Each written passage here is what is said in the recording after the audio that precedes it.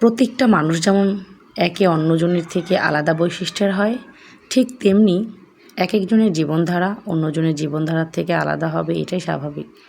কিন্তু আমাদের সমাজের কিছু কিছু মানুষ তারা নিজেদের সাথে অন্যদের তুলনা করে। এটা কখনোই ঠিক নয়। কারণ আপনি যেই পরিবেশে আছেন, আপনার চারিদিকের মানুষের যেরকম বৈশিষ্ট্য আরেকজনেরটা তো সেরকম নয়। তো আপনি কেন নিজেকে তার সাথে কম্পেয়ার করবেন? তার পরিবেশ, তার পরিস্থিতি সে নিজেই ভালো বোঝে। একটা মানুষকে দূর থেকে খারাপ বলা খুবই সহজ, কিন্তু তার জায়গায় দাঁড়িয়ে তার পরিস্থিতিটা বুঝে কথা বলার লোক খুবই কম পাওয়া যায় সমাজে। একটা লোককে ভালো বলতে গেলে মানুষ কুণ্ঠাবোধ করে, কিন্তু খারাপ বলতে গেলে তাদের 2 সেকেন্ডও সময় লাগে না।